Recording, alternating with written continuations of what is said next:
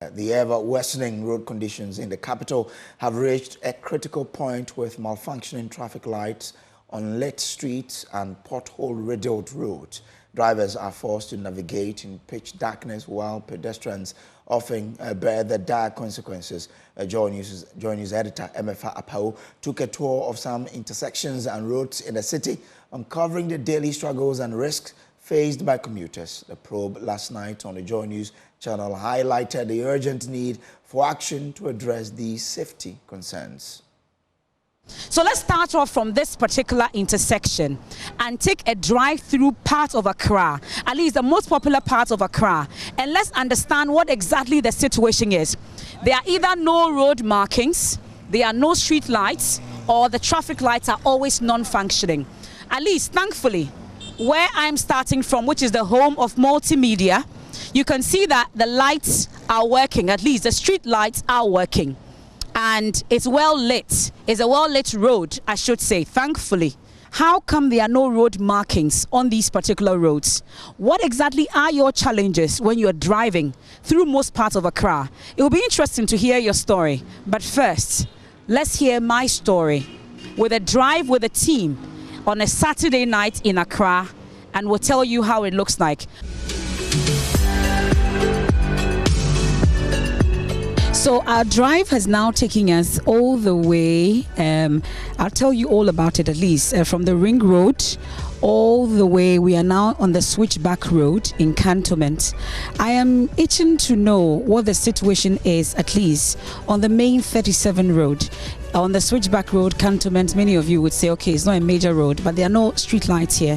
What you see are those in front of some of the Diplomats building, amongst others. So all the way from the Cantonment Post Office, what we call the Togo Embassy area, all the way to this side, at least. This is what I'm seeing. You can see, together with myself, Yusuf and Abu, this is what we see. So we are almost at the Christ the King parish, and still no sign of any street light, but at least we are seeing some road markings on the road. It does appear that you have to pick and choose which one exactly you would want.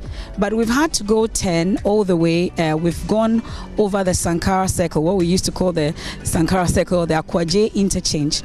And you can see the Jubilee House right in front of you, the seat of government. I see the traffic light working here. Road markings are also working, but see, right after the traffic light, I count 1, 2, and 3, and this is after the third traffic light. You realize that the rest of the street lights are not working. So after the third street light that I counted, we are still in front of the Jubilee House, and all these lights are not working. So just 3 street lights right in front of the Jubilee House are working. After that, all the street lights in front of the Jubilee House, even though in front of the Jubilee House is well lit, the rest all the way to the Afrikiko traffic lights, they are not working. Well, you ask yourself who is watching, who is listening, those who've been clothed with the authority to address these challenges. Don't they drive through the streets of Accra and Ghana? Really, there are a lot of places where this problem persists. My colleague Michael Ashale and Anabuachi Yadom have also been checking on the situation on the Accra-Tema motorway and the Sewa Junction in Kumasi, respectively.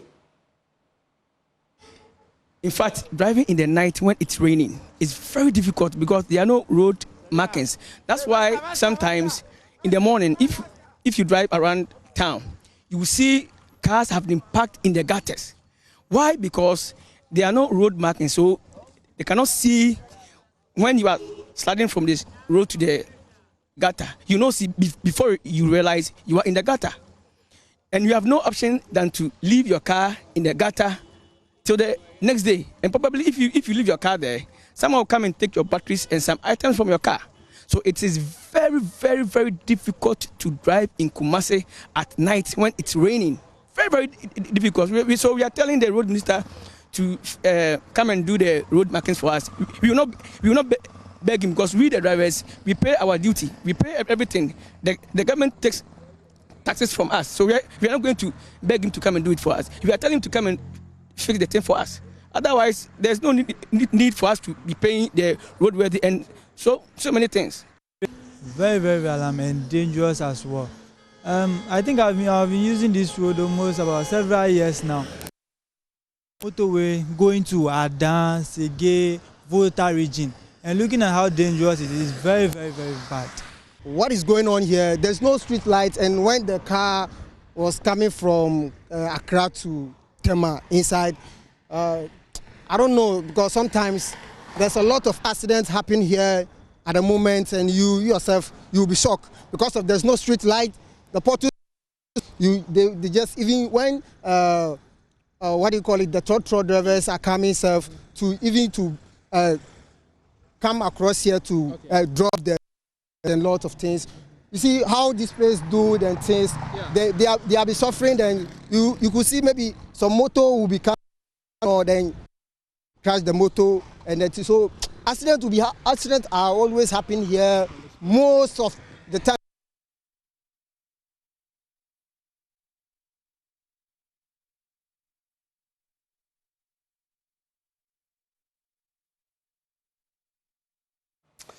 Between January and June 2024 alone, 1,235 lives have been lost out of the 6,653 road crashes within the same period, largely due to the poor nature of the roads. Director of Regulations, Inspections and Compliance of the National Road Safety Authority, Kwame Kodua Etuahene, is worried about the situation.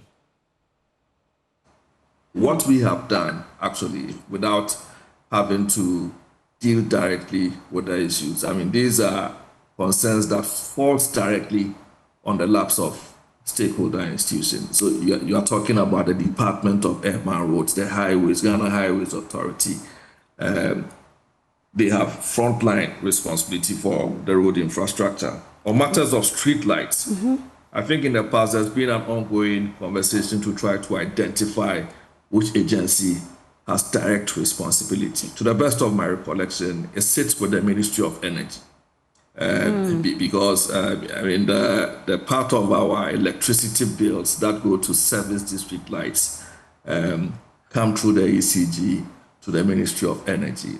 And it must have been a year or two when we engaged them under some MEDA program they are taking to improve visibility in some parts of the country. In some parts of Greater Accra, the feedback we got at the time was that the portion of our electricity bills that go to service that part of their job appears to be woefully inadequate. But again, I mean, if we can work together as stakeholders, we may not be able to solve all the visibility issues at a go, but we should be able to influence the decision based on data.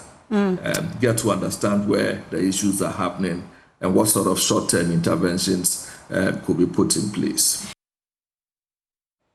Well, Principal Research Scientist with the Building and Road Research Institute, Dr. William Akar, has attributed the lack of functional traffic lights, street lights and road markings to a disregard for safety concerns. It's an unfortunate situation. We all drive around. This is the daily experience which all of us are experiencing. It's unfortunate that we have all the institutions, we have all the laws, we've come up with the strategies to help reduce accidents in the country. But the basic things we need to put in place, we don't take them seriously. It's unfortunate that you will construct a road which costs millions of cedis. Putting in these measures, putting in this furniture constitutes less than 10% of the cost of the total reconstruction. But we are able to produce the pavement. Drivers are able to access it. Not safe, it kills people, but we sit down unconcerned. For traffic lights, for instance, if I should talk about Accra, I know they have a traffic management center which is supposed to also monitor the faults of traffic lights. And so the Department of Urban Roads are aware. What I'm also aware is that they subcontract the maintenance of the traffic lights to some companies. We have to ask whether government has been paying these companies. We all know the problems in the road industry. A lot of contractors are being owned by governments. And so we have to ask whether the non-maintenance of these traffic lights are as a result of the non-payment of the contractors. In all, I think that we've not taken safety seriously. If we should take the street lights, for instance, as they mentioned, at night when crashes occur, the probability of people to die, we've established that is higher as compared to nighttime when there is traffic lights or during the daytime. It's an unfortunate situation we are experiencing, but that's how we found it. As a nation, I don't think we have safety as part of our culture. We sitting down, people are dying unconcerned, and we doing nothing about that.